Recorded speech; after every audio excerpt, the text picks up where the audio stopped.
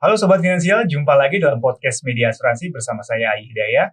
Pada episode kali ini kita akan membahas sebuah topik yang sangat menarik dan kekinian ya. Banyak sekali orang berbicara atau ngomong soal bank digital atau digital banking.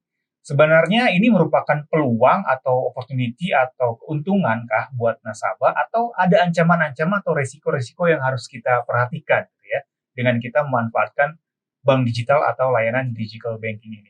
Nah, pada episode kali ini kita sudah kedatangan seorang narasumber yang sangat luar biasa ya, bisa dibilang. Dia merupakan praktisi perbankan, financial planner juga, dan dia juga mengajar juga di salah satu universitas terkemuka ya di Indonesia, dan juga penulis buku juga. Jadi pengalamannya di bidang keuangan dan perbankan mungkin bisa dibilang sudah sangat mumpuni ya.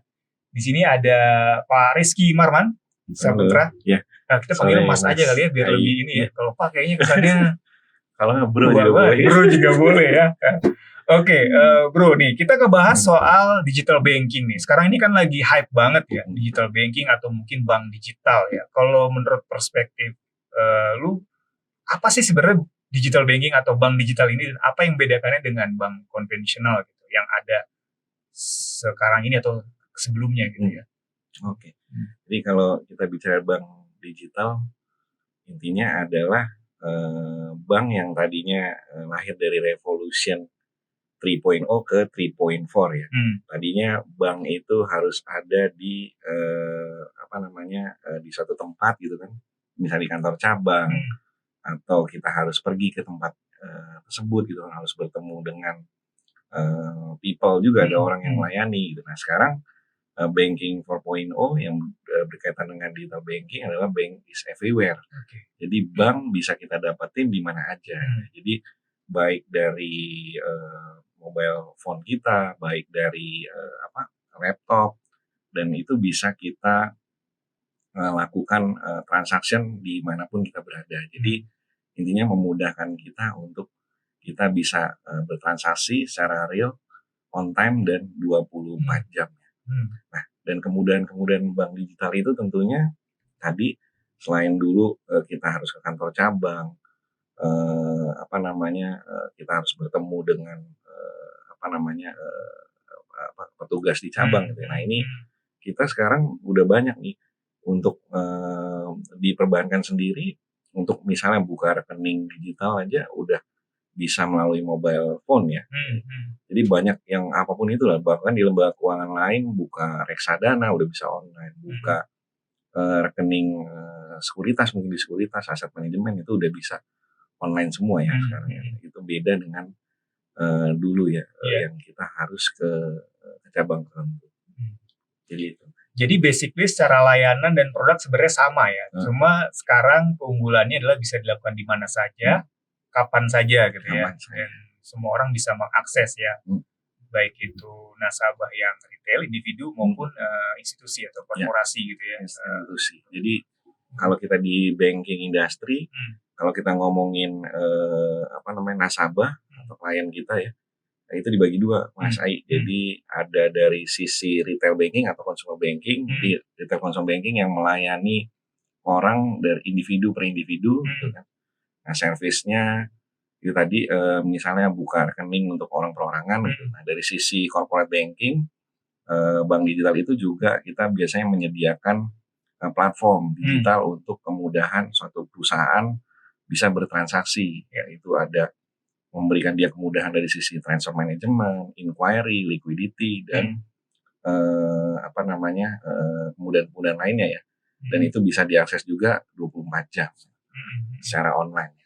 Nah, sekarang ini kan mulai banyak di bank-bank digital yang bermunculan ya, bahkan banyak juga yang udah besar-besar gitu ya. Nah, kalau menurut Bro Rizky nih, kira-kira yang membedakan sebenarnya apa sih antara bank digital yang satu atau layanan bank digital yang satu dengan yang lainnya, yang membedakan tuh apa sih sebenarnya?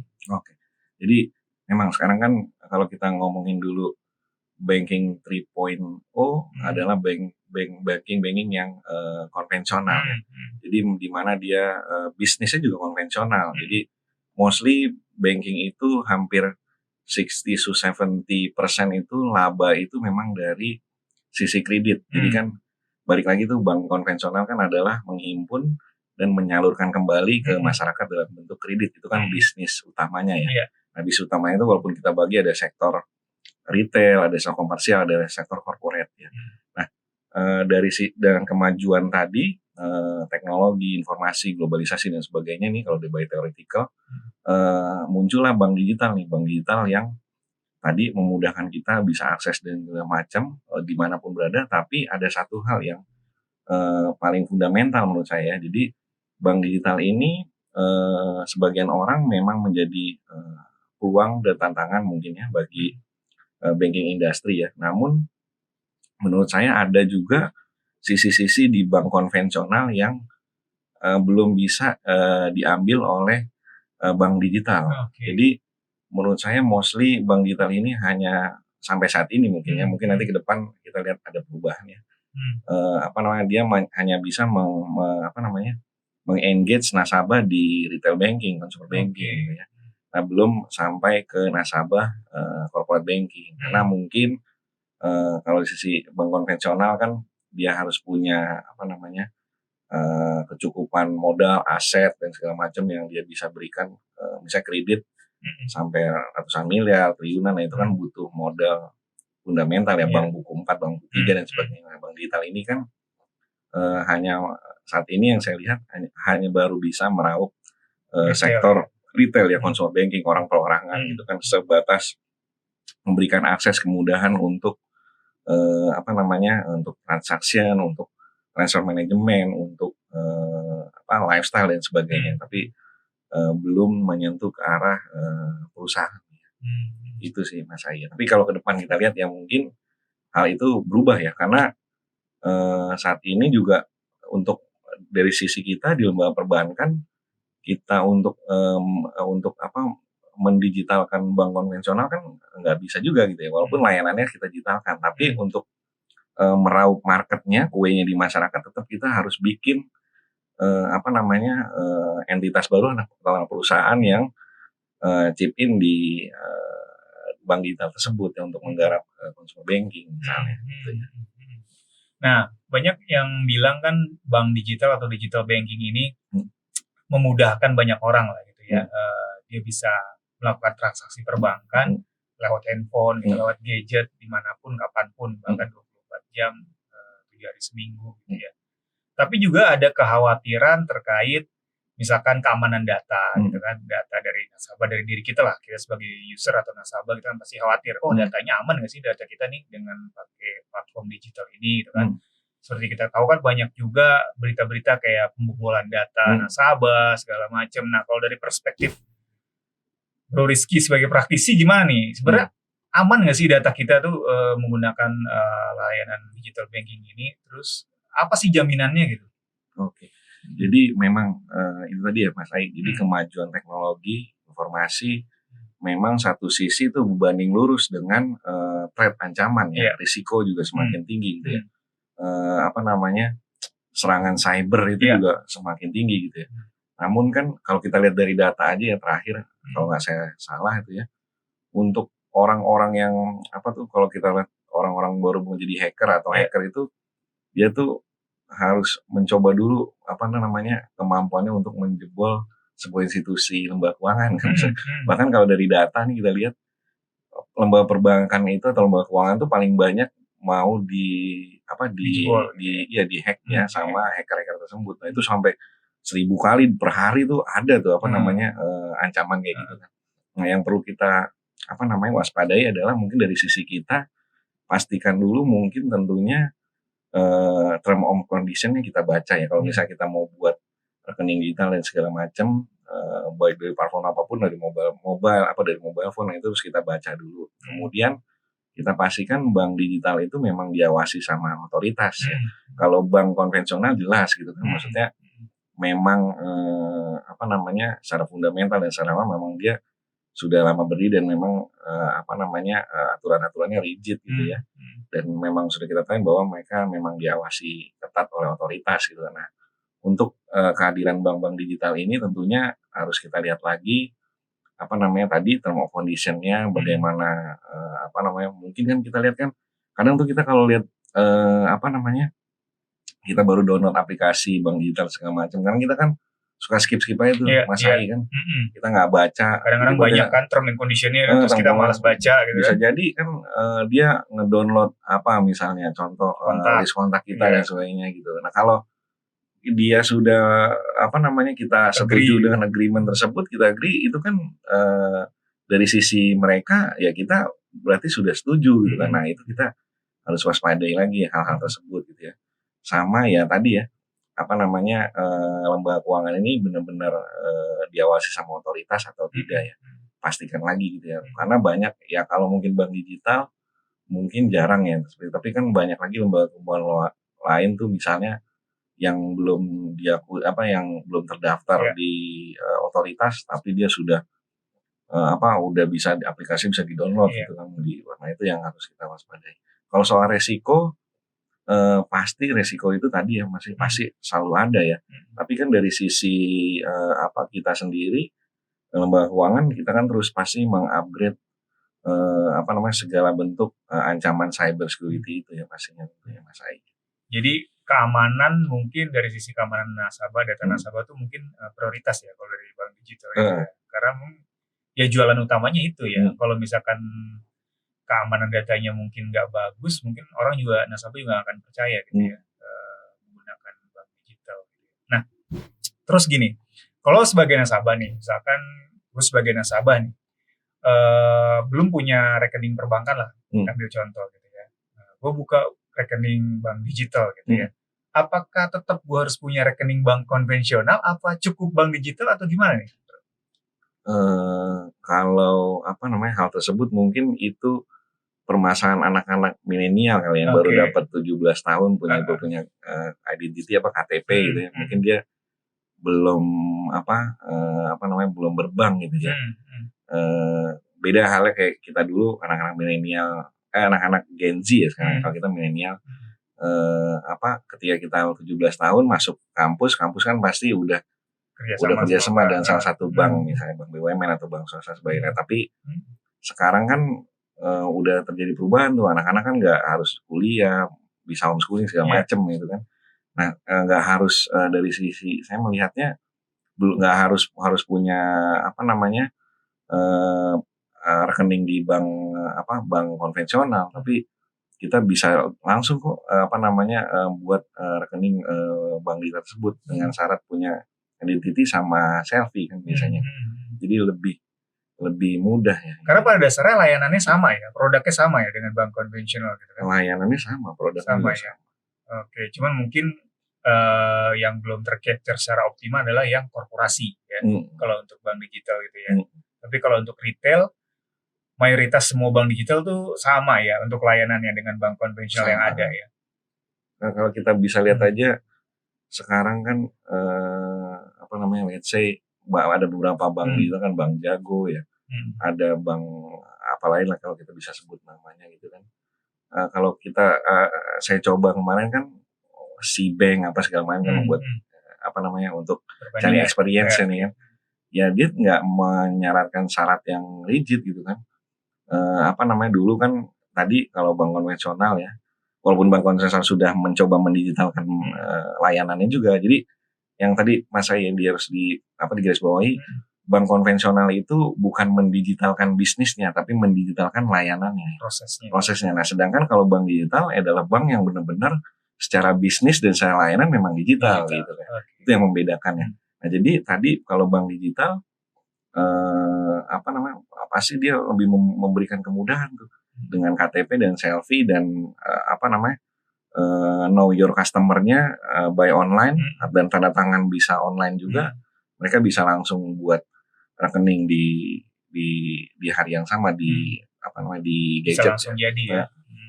Jadi itu yang membedakan ya. Jadi sebenarnya secara layanan sebenarnya sama antara bank konvensional sama bank digital, cuma mungkin bank digital lebih ke whole prosesnya dia digital gitu ya. Gitu. Oke. Jadi menarik sih. Ini banyak orang yang mungkin yang bertanya juga gitu. Kalau ya pertama mungkin anak-anak yang baru tadi ya punya KTP dan segala macam. Karena kalau soal layanannya sama, buat apa punya beberapa rekening gitu kan ya? Satu rekening cukup untuk semua kebutuhan perbankannya dia. Gitu ya. Lagi pula kalau kita lihat lagi tadi ya, misalnya bicara tentang rekening ya. Hmm. Kalau dulu kan kita punya rekening banyak. Nah, gitu, itu dia. Jadi pertanyaan dulu kan kita bisa punya rekening di beberapa bank gitu di ya. beberapa bank gitu. Ya sekarang juga masih bisa. Bisa. Kan. Bahkan kalau orang-orang nasabah affluent ya, nasabah-nasabah yang wealth gitu, yang kaya, mereka jadi prioritas di salah satu di bank-bank banyak lah ya. Iya. Nah, kalau sekarang disesuaikan lagi dengan kebutuhan dan goals-nya dia nih. Jadi satu rekening nanti bisa di-split untuk di rekening-rekening yang lainnya ya. Jadi kalau Di satu dulu bank? di satu bank, di satu bank dan satu rekening. Jadi kalau di aplikasi di layanan online-nya dia, mobile online-nya dia, sekarang kita punya satu rekening, tapi dalam satu rekening itu bisa meng-create sub-account tersebut. Oh, udah yang canggih ya. Sub-account-nya itu bisa kita gunakan misalnya untuk tadi, misalnya dana darurat, investasi, masalah nabung buat beli kurban misalkan sebagainya. Dan itu yang sekarang ditawarkan tuh di bank-bank digital. Iya. Jadi ya itu ya sebenarnya. Ya apalagi kalau uangnya tuh istilahnya quote unquote nggak banyak ya, buat apa punya banyak rekening gitu kan ya. Kalau emang satu bank, satu rekening tuh udah bisa meng-capture semua kebutuhannya dia. Karena kan ada cost juga pastinya kan. Kalau punya banyak rekening pasti ada costnya lebih banyak juga gitu kan. Oke, itu menarik juga sih. Nah, bicara ngomongin soal bank digital nih, kalau menurut Bu Rizky sendiri ke depannya itu apakah memang ini yang bakal istilahnya menjadi top of mind ya di perbankan, atau sebenarnya bank konvensional juga tetap akan punya pasar juga atau enggak? Atau gimana? Oke. Jadi balik lagi tadi Mas Ai, bank konvensional memang tetap punya pasarnya masing-masing gitu ya. Jadi bank konvensional tadi punya menggrab bisnis nya dia secara konvensional. Misalnya dia nggak bisa mungkin kalau dari sisi ini ya, konsumernya mungkin sebagian kuenya dari bank konvensional, dari sisi tadi consumer banking, retail banking mungkin diambil nih sama bank digital kayak wallet rekening wallet ya, dompet digital dan sebagainya. Terus kartu wallet juga ya, kita sebut PCI Money, Cash Itol. Nah itu kan juga bisa sedot juga tuh sebagian dana pihak ketiga dari perbankan ya. Tapi ada bisnis yang dari sisi banking yang nggak bisa diambil sama bank digital ya. Tadi misalnya dari sisi bisnis korporasi gitu kan, misalnya kredit korporasi untuk pembiayaan suatu yang nilainya besar gitu. Nah itu kan dituntut nggak bisa dilakukan secara analisanya, tidak bisa dilakukan secara kita sebutnya dengan aplikasi atau analisanya harus dilakukan secara, masih harus sampai saat ini ya, prosesnya itu harus dilakukan secara manual ya, dan bukan manual juga ya, tapi analisanya ya dilakukan secara lebih rigid ya. Misalnya tadi pembiayaan kredit yang nilainya cukup besar, ratusan miliar, triliunan, itu kan flow prosesnya kan tetap emang harus kita buat laporan keuangan, buat cash flow, kita harus menilai proyeknya, kita harus melihat dari sisi legalitas, ada pihak-pihak terkait yang ikut, asuransi, notaris, lawyer, penilai jasa publik, jadi banyak gitu. Nah itu saya rasa di situ bank digital tidak bisa menjamah bisnis corporate banking ya, tapi di sisi menjamah untuk bisnis consumer banking, retail banking dia bisa. Jadi tetap akan ada pasar juga ya buat bank konvensional ya. Nggak tahu kalau ke depan makin canggih teknologi gitu ya, atau makin perkembangannya makin advance lah makin mungkin advance. Ya apalagi nggak ada yang pernah tahu juga sih ya. Sekarang lagi kita lihat kan Mas Ai, kita dihadapkan sama dunia baru yang nanti ke depan kan kita akan disuguhkan dengan kehadiran VR ya, kehadiran dunia metaverse gitu kan. Jadi metaverse itu memberikan kita pengalaman, experience yang misalnya tadi nih, orang mau bikin rekening digital gitu kan. Nah ini ada, kalau sekarang kan by chatbot atau kita bisa chatbot, padahal itu yang membalas kita tuh robot gitu, artificial intelligence gitu. Nah ini kita diberikan pengalaman nih. nanti kita dengan dunia metaverse itu kita seolah-olah masuk di dalam kantor cabang dan kita bisa berdiskusi langsung dengan customer service-nya, dengan pilihan produk apa segala macam, dan itu dengan apa namanya, dengan hologram dan segala macam lah ya, dan itu serasa real dan nyata gitu ya. Nah itu yang di luar sana ke depan yang akan kita hadapi, dan mungkin di Indonesia sendiri mau tidak mau kita harus pelan-pelan kita harus lihat lagi dan mendalami apa sih itu metaverse ya. Metaverse itu banyak mungkin dari sisi apapun itu, tapi salah satunya juga masuk juga ke sisi ke ranah lembaga keuangan nih Mas Ayi. Gitu. Itu mungkin sebabnya banyak sekarang bank-bank yang mengarah ke branchless banking kali ya. Jadi cabang-cabang banyak yang tutup gitu ya. Karena mungkin ya perkembangannya ke arah sana gitu ya. Jadi mungkin juga kalau dari sisi perbankan mungkin juga dari sisi cost lebih efisien mungkin ya. Terus dari sisi jangkauan mungkin bisa jadi lebih luas gitu kan ke nasabah gitu ya. Nah dari sisi nasabah mungkin experience-nya juga dapat walaupun digital gitu ya. Jadi serasa mungkin datang ke cabang gitu ya. Betul. Gitu. Ini kalau saya boleh cerita, inklusi keuangan kita aja kan, memang orang Indonesia ini kalau dari data kan paling malas banget untuk membaca, jadi literasi membacanya sedikit. Nah orang yang literasi keuangan juga yang tahu nih produk-produk perbankan, lembaga keuangan itu juga sedikit banget, baru 70% dari total jumlah orang produktif yang bisa buka rekening ya, Mas Ai ya, itu baru 70%. Dan orang yang sudah masuk, ini baru literasi keuangan ya, baru 70% tuh data saya lihat di OJK 2019 gitu ya.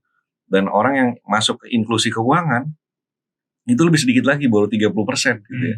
Yang sudah berbank, yang sudah punya reksadana, yang punya macam-macam lah. Bank mungkin kalau kita lebih detailin lagi, bank mungkin orang lebih banyak masuk ke inklusi keuangan bank. Tapi kalau pasar modal, asuransi segala macam tuh udah semakin kecil tuh ya. Nah itu tadi, jadi mungkin di Indonesia mungkin pertumbuhannya digital itu memang masif, cuman agak lambat juga ya dari sisi digital. Kalau dari sisi saya sendiri nih, di sisi keuangan perbankan, memang kita sudah mulai membranchless-kan cabang-cabang kita ya, cabang kita gitu di tentunya di cabang-cabang yang mungkin orang-orangnya memang well educated dulu nih, kayak di kota-kota besar kita sudah membuat branch banking itu udah semakin banyak gitu. Tapi untuk orang-orang yang di pelosok, di pulau terluar misalnya depan ada cabang pembantu, ada cabang besar, itu tetap masih terbuka gitu, karena memang warga masyarakatnya memang dia mungkin belum tereducate banget dengan digital banking. Dia harus ke cabang, dia harus ketemu teller, dia harus ngobrol sama customer service dan sebagainya, yang membuat dia lebih percaya gitu ya. Dengan kalau digital dia belum begitu aware gitu ya. Iya. Ya mungkin di Indonesia tantangannya itu kali ya untuk perkembangan digital banking ya.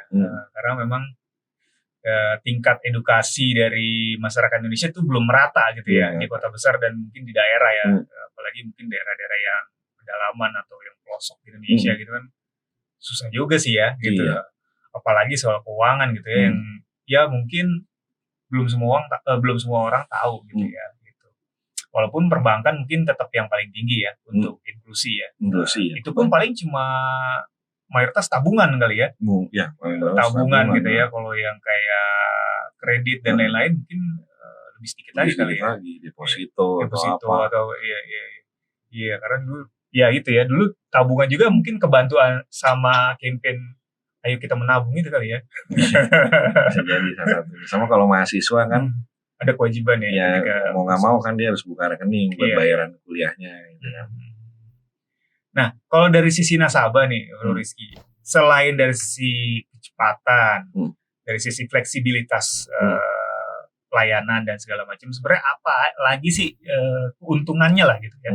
Kita menggunakan digital banking ini, apakah secara biaya lebih murah dibanding bank konvensional? Kan biasanya kan ada biaya admin segala macam gitu ya, atau biaya apapun lah yang di-charge oleh perbankan, atau apa nih keunggulan lainnya?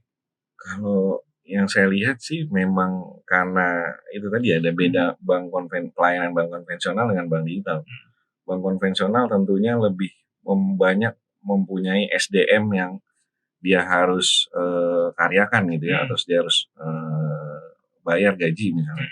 Tapi bank digital kan meminimalisir tuh sumber daya manusia gitu kan dengan dia memberikan kemajuan teknologi dan digitalisasi gitu kan. Tentunya of course pasti lebih murah bank-bank digital nih, karena kalau kita tadi sebut salah satu aja bank X yang digital tuh, dia kan hanya punya kantor ya hanya di satu kantor itu aja gitu kan. Banknya itu ya is everywhere gitu kan, ya di orang yang mau download platformnya dia, orang yang mau download aplikasinya gitu. Tentunya dia akan memberikan misalnya biaya-biaya buat tabungan ya, administrasi, rekening biaya pengeluaran rekening pasti lebih murah dibanding bank konvensional ya. Apalagi kalau dia baru mau memulai gitu ya bank digital tersebut. Tentunya kan banyak yang bilang pasti dia memberikan banyak promotion dan segala bakar uang dulu gitu untuk menarik orang untuk pakai, dan ketika orang udah pakai semuanya nanti orang itu dapat engagement-nya top of mind, orang tuh nggak bisa lepas. Sama kayak ya salah satu inilah kalau kita sebut platform transportasi, itu kan orang kan dulu kita diberikan wah ada cashback, ada promosi segala macam.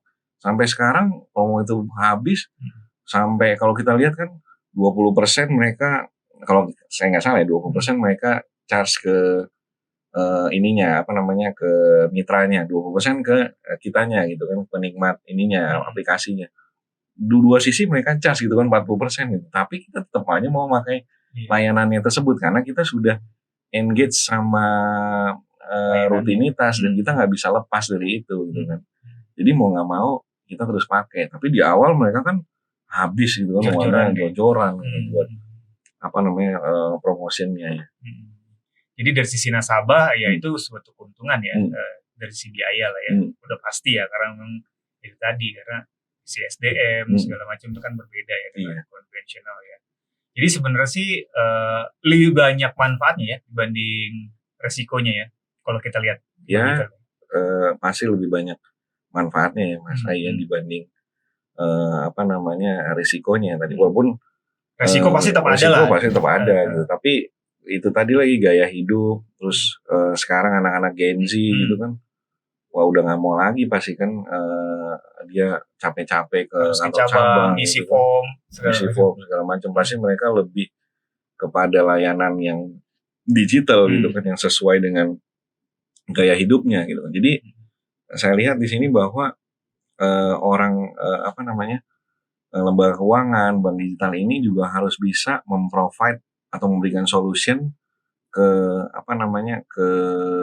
ke marketnya dia tadi. Kalau marketnya dia Gen Z gitu ya, yang sesuai dengan karakter Gen Z tersebut gitu. Kalau di financial planning kan kita bisa ngomongin gaya hidup, misalnya buat biaya aktivitinya dia, rutinitasnya dia, buat investasinya, buat healing, buat beli sabun muka ya, kecantikan misalnya itu. Mereka harus bisa memprovide gaya hidup dari si penggunanya, usernya. Itu yang bikin mungkin mereka bisa jadi pembeda ya dibanding bank digital lainnya. Nah ini juga penting nih pertanyaan ini. Sebenarnya apa tipsnya nih buat kita nih memilih bank digital yang baik lah gitu ya, yang baik dan dapat dipercaya lah gitu ya. Karena kan pasti banyak pilihannya kan. Apakah memang ya tadi Bro Rizky bilang kan yang harus sudah regulated, terdaftar gitu kan di OJK dan segala macam. Nah pertimbangan apa lagi selain itu mungkin supaya kita nggak salah pilih gitu bank digital ini? Oke, pasti satu tadi secara regulated dia sudah memang terdaftar gitu ya Mas Ray. Mungkin secara secara sisi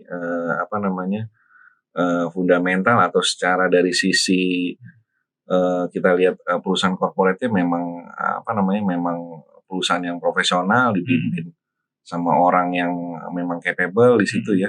Terus kita lihat juga siapa sih behind dari bank digital tersebut gitu kan, itu juga modalnya atau pemiliknya atau shareholder-nya, kita bisa lihat Hmm. itulah. Maksudnya kalau kita lihat si bank, apa saya lihat kemarin kan perusahaan-perusahaan bank digital di Singapura gitu kan, Hmm. ya mereka aja apa namanya, salah satunya apa, ada Google, ada apa gitu kan, kalau nggak saya salah gitu, ya pasti automatically ya ini perusahaannya ya bagus gitu kan. Jadi jangan takut untuk kita buka rekening digital di situ gitu kan. Jadi itu salah satunya yang tadi regulated, apa namanya, kita lihat juga kalau di bank konvensional kita kan mungkin lihat kecukupan modalnya, asetnya dan segala macam. Nah, bank digital juga sama mungkin. Kita lihat juga apa namanya, kalau misalnya dia listing tapi belum banyak yang listing ya. Kalau misalnya ya itu tadi dari sisi fundamental juga kita lihat bahwa perusahaannya memang baik gitu ya, Mas Ai ya. Iya, iya. Nah, itu kan dari sisi pemilihan banknya. Nah, kalau dari sisi pemanfaatan sebagai seorang nasabah nih, apa yang harus kita perhatikan nih dalam memanfaatkan layanan bank digital nih, supaya kita tuh nggak merasa dirugikan atau ada resiko-resiko lah gitu. Apa nih yang harus kita lakukan? Yang pasti tentunya apa namanya, kita harus bisa ya menjaga kerahasiaan dari, jadi gini Mas Ai, ini kalau bank digital ini sebenarnya risiko ini dia pindahkan nih ke sisi user gitu kan. Kalau dulu kan risiko itu ketika orang naruh apa namanya, lupa PIN, bukan lupa PIN, misalnya dia buku tabungannya hilang gitu kan. Nah, risiko kan di apa namanya, bisa ditaruh di bank gitu ya. Nah, ini dia split nih. Supaya yang berbau teknologi digital sekarang intinya mostly adalah dia meminimalisiko dari sisi bankingnya nih, gitu ya Mas Ai. Sama kan kayak kita kalau di apa namanya, di bank konvensional kita ngasih dia token, ya tokennya jangan sampai hilang. Kalau hilang kan kesalahan si user bukan kesalahan si bank. Terus dia juga kita kasih PIN, OTP dan segala macam. Nah, itu kan kalau dia lupa, kalau dia sampai apa, hilang atau ya dia resiko di dia gitu. Nah, itu yang paling penting harus kita jaga ya. Jadi segala bentuk risiko itu berada di kita nih, input di kita. Jadi tentunya tadi misalnya password, apa namanya, token misalnya kalau di bank di konvensional, terus apapun yang berkaitan dengan risiko di kita ya harus kita jaga dengan baik. Gitu. Jadi itu ya. Memang resikonya adalah yang utama adalah data ya, data dari sisi user ya, baik itu mungkin password, user ID ataupun nomor rekening dan segala macamnya itu ya, karena ya itu cukup harus diprotek dengan baik oleh si usernya ya, gitu ya. Begitu itu tersebar, resikonya jadi sangat besar gitu ya. Gitu. Sekarang Mas Ai, kalau kita lihat nih orang zaman sekarang ini lebih bahaya ketinggalan handphone dibanding ketinggalan dompet. Iya. Jadi orang kalau ketinggalan dompet zaman sekarang nih, dia tetap pergi aja activity. Tapi kalau orang ketinggalan handphone, wah itu dia mau nggak mau harus balik karena satu dia nggak bisa kerja, komunikasi, sama tadi bahayanya tadi handphonenya udah connect dengan banking dan lain sebagainya, dengan hidupnya gitu kan, dengan lifestyle, dengan aktivitinya gitu ya. Mau nggak mau dia harus balik karena is a part of apa namanya yang dia perjuangkan gitu kan. Misalnya ada tabungan itu bahaya, harus dia kelola dengan baik gitu. Oke. Menarik sekali nih ya bahasan kita nih Mas Rizky ya. Mungkin ini juga bisa jadi insight ya buat para customer bank digital nih ya. Jadi walaupun ancamannya ada, resikonya ada, tapi manfaatnya sebenarnya jauh lebih besar lah gitu ya. Tinggal bagaimana kita mengelola resikonya aja sebagai user gitu ya Mas Rizky. Karena memang ya itu tadi ya, ada part of resiko yang memang harus kita jaga gitu ya. Di luar dari sisi perbankannya juga gitu ya Mas Rizky. Oke. Thank you nih Mas Rizky atas waktunya nih. Semoga bisa memberikan literasi ya buat para pendengar nanti. Sampai jumpa lagi mungkin di episode-episode mendatang dengan topik yang lebih menarik lagi gitu ya.